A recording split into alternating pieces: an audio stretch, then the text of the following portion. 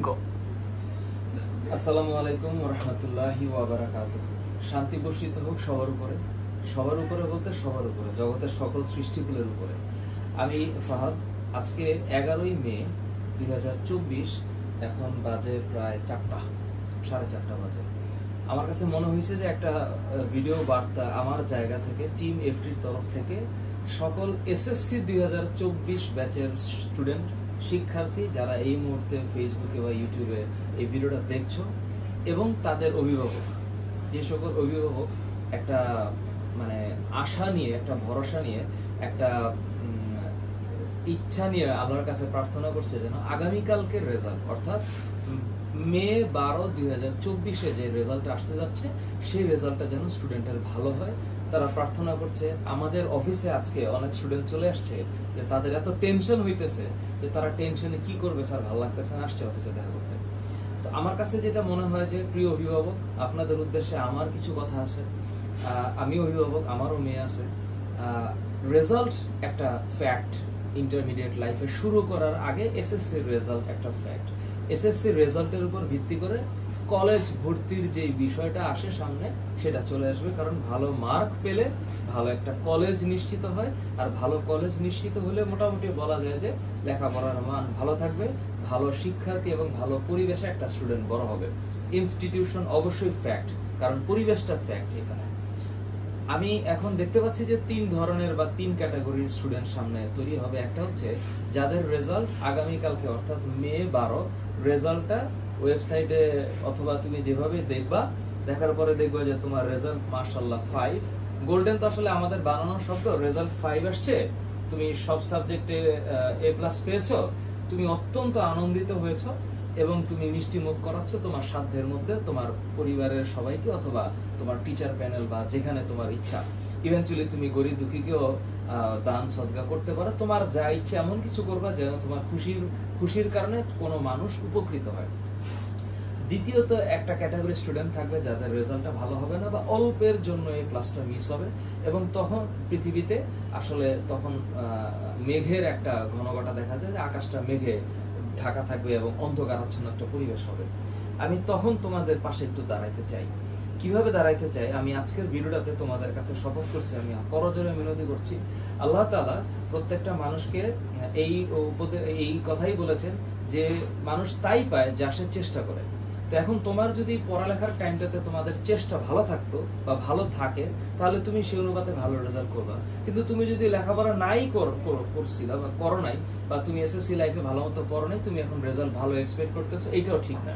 তো তোমরা যারা অনেক চেষ্টা করছো কিন্তু রেজাল্ট হয়তো বা ভালো আসবে না বা আসে নাই, এই ভিডিওটা যারা 12 তারিখের রেজাল্টের পর দেখবা তাদের বলছি, দয়া করে এমন কোনো সিদ্ধান্ত নিও না যে সিদ্ধান্তটা ক্ষতিকর সিদ্ধান্ত। ঘর থেকে বের হয়ে যাওয়ার কোনো প্রয়োজন নাই, থাকো। আশেপাশের মানুষের কটু কথা জীবনে আসবে, এটা শোনো। দেখবা যে এই কটু কথার যে কষ্টটা, এই কষ্টটাকে সফলতায় পরিণত করার জন্য তোমার হৃদয় আবার আকুবাকু করে উঠবে। এখন গার্ডিয়ানদের উদ্দেশ্যে আমার যে কথাটা, আপনারা প্লিজ, আপনারা সন্তানের লেখাপড়ার জন্য টাকা পয়সা খরচ করেছেন, অনেক চিন্তা ভাবনা করেছেন, অনেক দুশ্চিন্তা করেছেন, স্কুলে সন্তানের সাথে গিয়েছেন, স্কুলের প্রতিটা মোমেন্ট আপনি বসেছিলেন। আপনার কষ্টটা আমি বুঝতে পারি, কারণ আমার মাও একই রকম কষ্ট করেছে। আমার মাকেও আমি দেখেছি যথাসাধ্য পরিশ্রম করেছে। আমার মা আমার পিছনে পিছনে স্কুল পর্যন্ত গেছে, কলেজ পর্যন্ত গেছে, এবং পুরো সময়টাতে ওনার যে দুশ্চিন্তার ছাপ আমি দেখছি, আপনাদের ভিতরেও তাই থাকবে। আপনারা আপনাদের বাচ্চাদেরকে একটু সাপোর্ট দিন, আর তুলনা করা থেকে একটু বাদ দিয়ে, আপনারা যখন অভিভাবকদের বলছি আমি, আপনারা যখন আপনার সন্তানের ফ্রেন্ডকে বলবেন বা বলছেন যে ওর মতো তো রেজাল্ট তো তুই করিসনি, তখন আপনারা এটা মাথায় রেখেন যে যেই সন্তানের সাথে আপনি আরেকটা সন্তানের তুলনা দিচ্ছেন, ওই সন্তানের বাবা মা যা করেছে আপনি হয়তো তা করেন নাই। ওই সন্তান যে পরিবেশে থেকেছে সেই পরিবেশ আপনি আপনার সন্তানকে দেন নাই। সো একই বীজ যখন 2 মাটিতে বপন করা হবে, তখন কিন্তু চারা গাছের ধরন গড়ন আলাদা হয়। সো আমি এমন কিছু আমি চাইবো আপনাদের কাছে, যে আপনারা আপনাদের বাচ্চাদেরকে এমন কোনো তুলনা দিন না যে তুলনাটা শুধুমাত্র রেজাল্টের সাথে। রেজাল্টের আগের যে পরিবেশটাতে সে পার করেছে, সেই পরিবেশটারও রেজাল্ট দেওয়া লাগবে বা তুলনা দেওয়া লাগবে। তাই আমি আপনাদের কাছে মিনতি করছি অভিভাবক, প্লিজ আপনারা যারা আমার ভিডিওটা দেখবেন, আপনাদের বাচ্চাকে আপনারা অকথ্য ভাষায় গালাগালি বা তুলনাতে যায়েন না। আপনারা চেষ্টা করবেন যতটুকু সম্ভব টাকা পয়সা খরচ করার পরেও একটু ধৈর্য ধারণ করেন।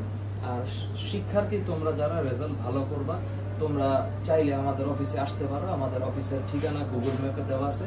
আর যদি অনেক কষ্ট থাকো বা অনেক অভিমান জমে বা অনেক কিছু তোমার পরিবেশ প্রকৃতি তোমার চিন্তা ভাবনার বাইরে চলে যায়, তাহলে আমি তোমাদেরকে বলবো আমাদের হেল্পলাইন নাম্বার একটা ফোন দিও, 01601929244, 01601929244। এই নাম্বারটা খোলা থাকবে। তোমাদের যদি অনেক কষ্ট থাকে যে তোমার পরিবেশ প্রকৃতি তোমার চিন্তা ভাবনার বাইরে চলে যাচ্ছে, প্রতিকূলে চলে যাচ্ছে, আমি চেষ্টা করব হেল্প করার। আর যদি পরিবেশ প্রকৃতি অনুকূলে থাকে, তাহলে দ্রুততম সময়ে ইন্টারমিডিয়েটের জার্নিটা স্টার্ট করো। তোমাদের মনের মধ্যে কি চলতেছে আমি জানি না, বাট আন্দাজ করতেছি যে একটা অস্থিরতা এখন তৈরি হচ্ছে, কালকে যেন কি হয়। 10 বছরের লেখাপড়া করেছি, কালকে রেজাল্ট A+ আসবে, তো রেজাল্ট যদি A+ না আসে 4.5, 4.75, 4.8, 4.94, 3.25, 3.5 যাই আসুক না কেন, 3.69 যাই আসুক, মনে রাখবা যে জীবনটা সামনে আরো অনেক আছে, হ্যাঁ, এটা মাত্র শুরু। তো সেই ভরসায় আত্মবিনাশী কোনো সিদ্ধান্ত নিও না, নিজেকে ধ্বংস করার কোনো রাস্তা নিও না। তোমাদের হাতে যেন সিগারেট না ওঠে, তোমাদের হাতে যেন নেশা জাতীয় কোনো কিছু না ওঠে, হ্যাঁ, নেশা জাতীয় কোনো কিছু যেন না ওঠে। 5 ওয়াক্ত নামাজ যে আছে এটা ঠিক মতো ধরে রেখো। 5 ওয়াক্ত নামাজ যদি টাইম মতো পড়তে পারো, তাহলে অন্যায় তোমাকে স্পর্শ করতে পারবে না, হ্যাঁ। ইন্নাস সালাতা তানহা আনিল ফাহশাই ওয়াল মুনকার, এটা মাথায় রেখো। আর জীবনে যখন পরিবেশ প্রকৃতি প্রতিকূলে চলে যাবে, তখন মনে রাখো আল্লাহ তোমাকে টেস্ট করতেছে। আর এই টেস্ট করার সময় ধৈর্য ধারণ করা দরকার। পরবর্তী জীবনের জন্য নিজেকে প্রিপেয়ার করো, আরো আগুনের মতো, আরো মানে কি বলে এটাকে, অদম্য গতিতে তোমরা সামনে যাবা। ইন্টারমিডিয়েট লাইফে আমরা আছি তোমাদের সাথে, এটা হচ্ছে আমাদের কথা। সো ভালো থাকো, সুস্থ থাকো।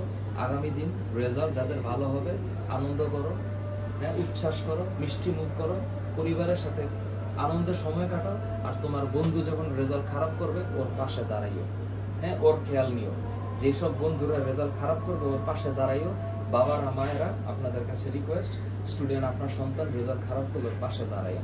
আপনার যত মন খারাপ, তার চাইতে ওর বেশি মন খারাপ। Thank you so very much.